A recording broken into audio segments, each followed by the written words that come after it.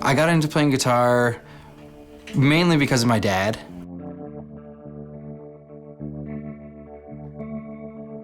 He had been like a snare drum player in like the Air Cadets, and so I had wanted to play drums initially. And he went to go and like buy me this drum kit when I was a little kid because he found a deal on one, but the deal kind of fell through.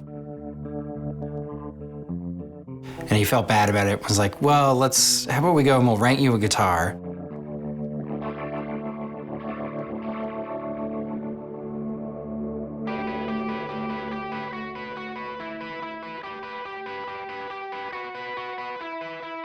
He got the guitar and I didn't love it that much. It kind of hurt my fingers. Like I was like 7 or 8 at this point. So kind of stopped, and then we just didn't find a drum kit, and that kind of just like didn't work for a bit. Then around grade 8 at the school that I went to, they had like classical guitars in a closet. And I just found one and started goofing around, and it was like, you could sign it out and take it home. So I just started doing that. And then by the time I was in grade 9, it was just like, okay, we should get you a guitar. And my parents bought me like a Seagull acoustic, and I just like never put the thing down. And just, that's kind of how I started.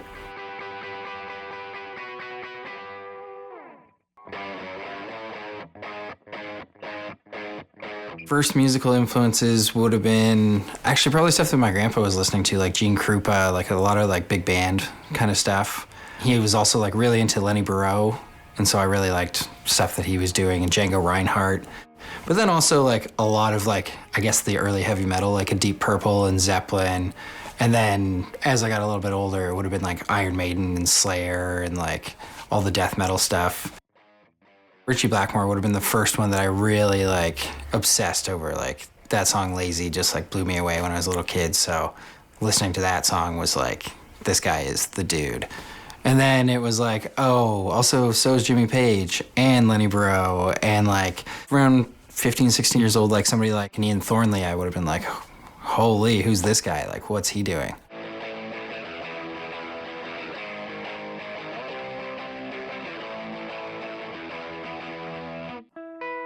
I first met Peter and Leia in the band, I guess it would have been the end of 2010-ish. And I had just joined this band, Dwayne Gretzky, and one of the guys in that band had told me that somebody in this other band in Toronto, which was Peter, was looking for a guitar player.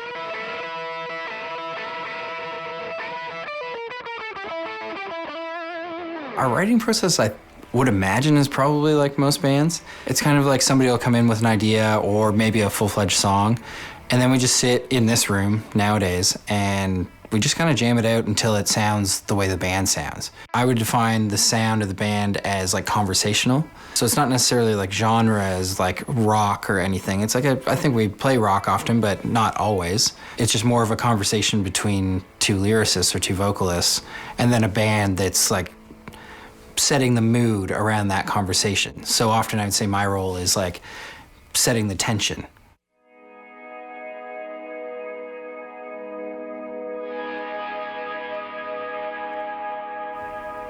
I've been using Boss pedals since like literally I started guitar, because the first one was a DS1. Actually, no, that's a lie. It was the Metal Zone was the first one that I had. And then I got a DS1 because I had like a Marshall amp like soon after, and I just didn't need all that gain. I just needed the drive.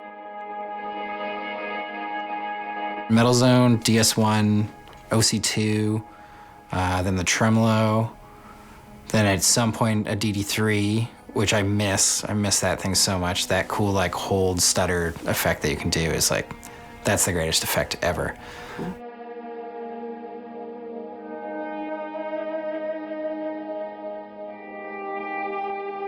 And then after that, I think I moved on to like a DD7. I think I had the reverb at one point, a looping pedal at one point. The ES8 makes my live life so easy. It was like, before I had the ES8, it was a bit of like a tap dance, making like 3 and 4 pedal changes sometimes from like a verse to a chorus. Whereas now that I just have it all set, it's so easy. And now I just don't need like a set list on stage either, because I just have it like programmed in for every night. So before every show we decide our set list, I just go out with the laptop and I just like put it all in, and then it's so easy because my night is just like set. And that, at first, it was like, oh, is this like a restricting thing? Like with Dwayne Gretzky, for example, our sets can change so much, but I just found a way to make like, oh, here's my preset sounds now. So here's my big delay, or here's my slapback, and here's like the verbed out stuff, or here's like phased out stuff. And now I just have like scenes that I can go in and then still turn on the manual mode so I can turn things on and off. But it'll just like, you know, with all the MIDI kind of stuff, I don't have to be on the floor like selecting pedals. It's just like all set up for me and all like right at my foot. It's really nice.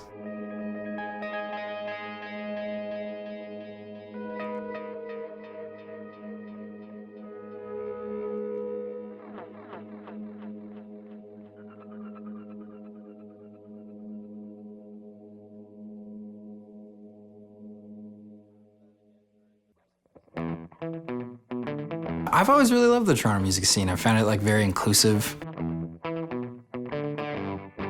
I mean, I've heard from some people that maybe it isn't that way. My experience has always been that everybody's been really nice and supportive. Part of my experience as well was being in this band, Dwayne Gretzky, which is made up of just a bunch of bands from the city anyways. So we've always ended up like sharing gear and sharing vans, and it's always been this nice thing that it's like, oh, if somebody breaks something, it's like, well, you know, like my buddy James has an amp that this guy can borrow, and like there's just never been that issue of like money being a restriction. It's always just been like, let's make art, and we're all making art together, and it's like a collective, and it feels like that to me, that the city is very much a collective.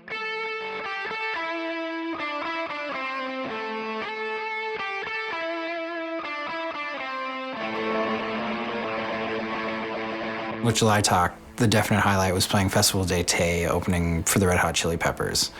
And it was more so that it was just like, that was the biggest crowd I've ever seen in my entire life. It was like 80,000 people or something, and it was just like this wild experience, seeing that many people. Pretty crazy.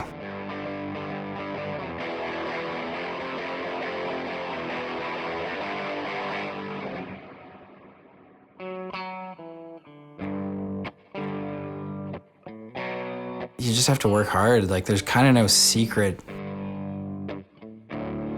It's just really difficult. You're gonna be super poor. Kind of don't worry about it. Just do your best. Apply for grants. Don't be afraid of the grant system. There's lots of good grants in Canada, and we're lucky to have them, so you may as well apply for them. You might not get them, you might get them. Who knows, but it can't hurt. If you're not working, it's never gonna work. That's kind of it. You just have to treat it as a job. It's like opening up a coffee shop. Probably not gonna make money for the first couple of years. That's the way it is, but work your ass off and hopefully it works out.